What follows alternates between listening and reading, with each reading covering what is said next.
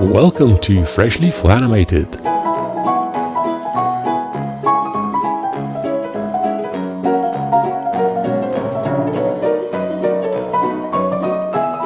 Alright, let's talk about characters with outlines. The question about how to deal with elements and joints that have outlines, especially in the context of smart magnet rigs, has popped up multiple times, so it's probably worthwhile dedicating a short video to the matter and discussing the various possible solutions to the problem. Whether your design will have outlines or not is a matter of stylistic choice and personal preference, but one has to be very well aware that outlines complicate the life of the digital cutout animator and designer a lot. Having said that, though, doesn't mean that it is impossible to deal with outlines as long as we're aware of all the challenges and how to deal with them. So in this short video, I will present to you the basic scenarios and I will introduce patching. Let's look at this cat character first. This is a very simple design and there is hardly any patching. So if I transform these elements with Kineflex, you can see that the wrinkle here stays basically the way the elements are, and these areas here we just have tapered outlines, and this is pretty much it. So regardless of this, because this is a simple design, these wrinkles and this tapering is not really problematic. It looks convincing, and we can pose this character and he works really well without anything more than that. But for more complex characters, we can do patching, and I will discuss patching a little later in this video. Patching allows us for better control over how wrinkles work. If you look at this wrinkle, we have slightly better control over how it works, and toward the end of it, I will cover a slightly more complex situations, such as this pelvis here, where we have a leg which is within range, quite functional, and also the knee joint. So we have multiple patches here. But to start with, we need to look at the most basic case, which is two elements with a circular joint. This is how the two elements look like. They're exactly the same. If we go in outline mode, you can see we have two circles joined by a rectangle, and the second element is exactly the same, just the second circle has been guided out. So what we have here is these lines, which when we snap the element and grab Kineflex, these lines will travel along the circle, so the joint will never break. The problem with this type of joint is that we might not really like, if we imagine that this is an arm like the elbow joint or a knee, we might not like this wrinkle to go this far. And this is where we can introduce patching. Let me first introduce the concept of patching. The simplest patch would be a duplicate of this element that is put on top and only consists of the fill without the outlines. I'll have to get rid of the smart magnet rig info so that I can modify it and rig it and weld it. But before that, let's just enter this element and add an extra keyframe here and make sure that we only leave the fill but not the outline, because these are actually lines. I'll have to convert those lines to fills. You can do it from the menu modify shape, convert lines to fills, and once these are fills, we can grab the faucet tool and just click on those and get rid of them.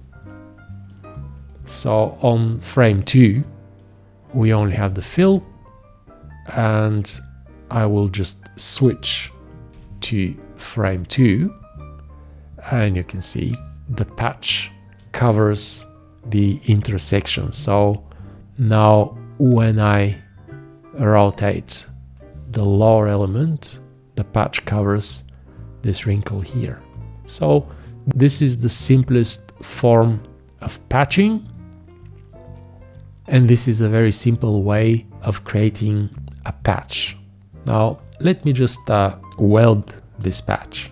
Now to be able to weld it, I need to be able to first rig it and make it a child to the upper element. So let's load this rig in the panel. For the moment we only have 2 elements, so I'll rotate this 90 degrees like this, and then grab the freestyle rigging tool and rig it. So now it's a child to the upper element. With the free transform tool, I'll return to the vertical placement, and now I will weld it. I will hard weld it. If I reload, we now have the third element, which is hard welded. These two are now one, and we can modify them like this, and the patch always covers the overlapping elements. There is also a very interesting technique developed by Mr. Sergio Rodriguez, where he shows how in Animate, where you can actually apply filters and blending modes to graphic symbols. You can use lighten blending mode to create a patch and get rid of the outlines. You can use the same symbol without having to have a second frame or a second state without the outlines. All of his videos are very well worth watching because he's a technical innovator and he shows very interesting techniques and methods. So let's look at this simple character now. There is no patching in the arms whatsoever, and this is how they work. In my opinion, it's convincing enough, and I really have no problems with that. So arms without any patching. With upper leg, the lines here of the thigh where they join the torso are just tapered, and that's all. This is how this joint articulates. I believe this is quite convincing as well. The knees have no patching, and the only patch that we have here is a foot patch. Let's look at the foot patch. Just here, it's a portion of the fill of the foot. Let me hide the controllers so that we can see better. Now this is how it looks without the patch, and this is how it looks with the patch. The patch is hard welded to the foot. So this is a really simple rig, but for that kind of design it works well. Actually, in many cartoon characters you can live happily with very limited patching. If we disassemble, we have these elements. The patch,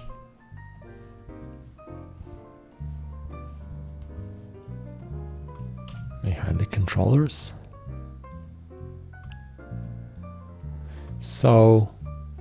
These articulate just normally as circular joints.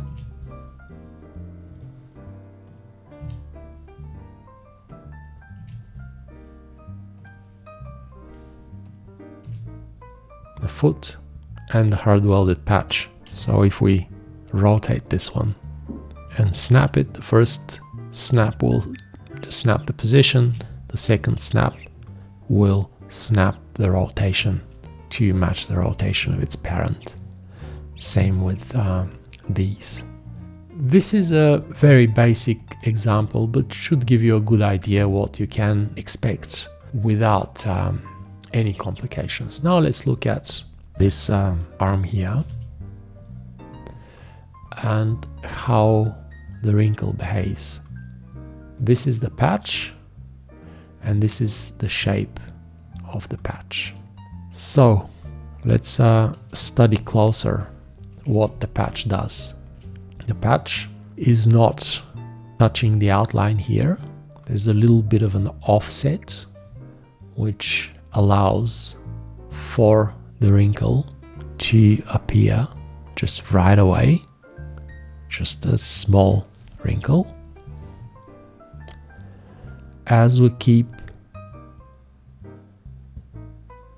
folding the arm,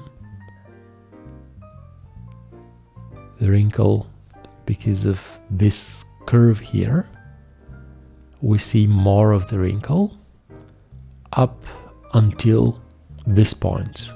Let me just remove the outline so that we can see what happens here, how the wrinkle grows, and past a certain point the wrinkle develops like this. So we see more of it. Now let's look at it in action.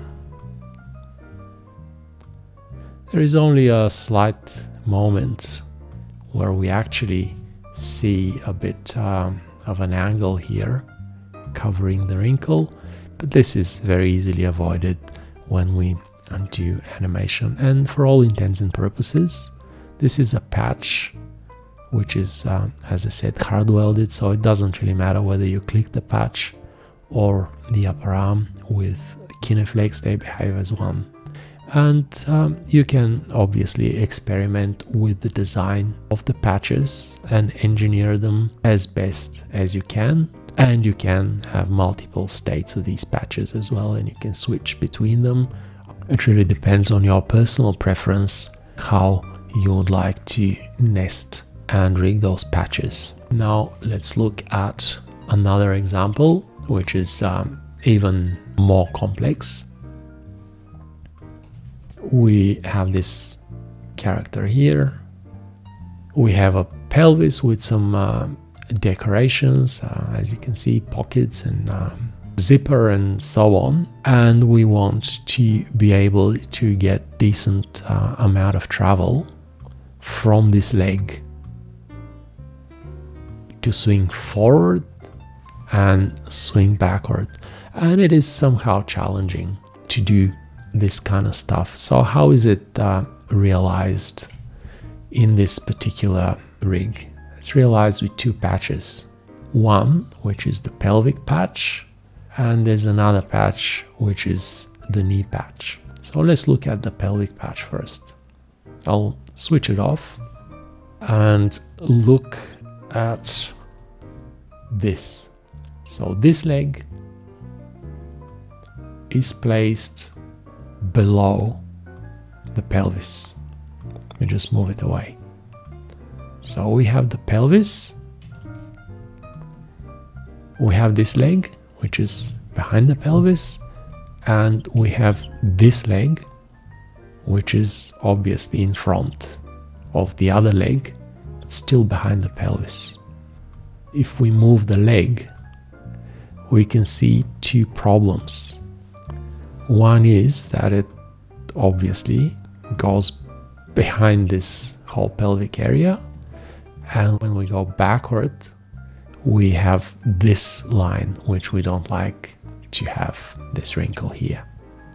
So both are solved by having this pelvic patch, which is a partial duplicate of the thigh. And now let's see what this patch does. When we go back the patch, it has no outline here, so it's only the fill, and the fill covers this part of the wrinkle that we don't want to see. So when we swing the leg backward, that part of the wrinkle is covered. When we swing the leg forward, the front part of the patch, it has an outline. So the outline will go over and appear as if the leg is in front of the pelvis, or at least this part of the leg is in front of the pelvis, and there's some curve here which is designed to match the decorations of the pelvis. So when it's snapped and we move this leg with Kineflex, you can see what happens. It goes in front up to this point. Now if we keep pushing upward, the lack of outline on the back part of this patch becomes problematic if we lift the leg that much. So we will need to have a second frame in the patch that actually has an outline here, so that the leg appears unbroken if we need to raise it that much. But for the swing backward, we need a version without the outline. So this is pretty much all about the pelvic patch. Let's look at the other leg. The other leg functions quite decently up to a point, and we can obviously deal with this little intersection. If we wanted to, we could have another patch here. Let's look at the knee patch now. It has a similar design to the one that we saw with the elbow patch. So this time the patch travels with the lower part of the leg. Again, if we look closer, you will see that it doesn't touch the outline. So we always have a little bit of a crease, a little bit of a wrinkle, and you can see how it just makes it shorter and shorter. So to a point, it goes like this. It keeps it consistent, and because of this curve, it does it gently. And from a point,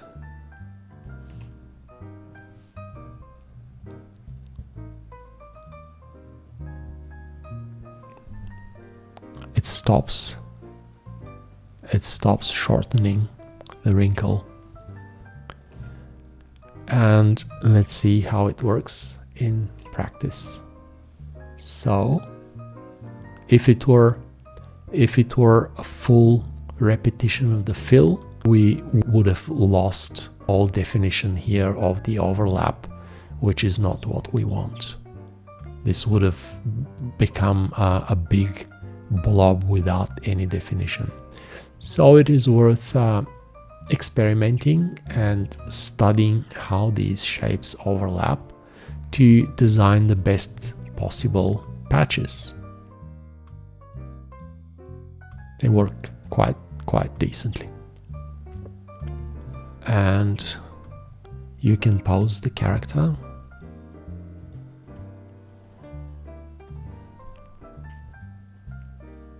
Up to a point, and then again here we might need to have a separate frame within the patch symbol to reduce this part so that it doesn't go inside the pocket and cut it, but it's already breaking here. So obviously, just as with everything rig based, there is a range within which we can expect to achieve good results, and past a certain moment things start breaking. So we should be aiming to have a good range of movement, and after that we will need redraws and extra frames. But pretty much this is it. Goodbye. Goodbye.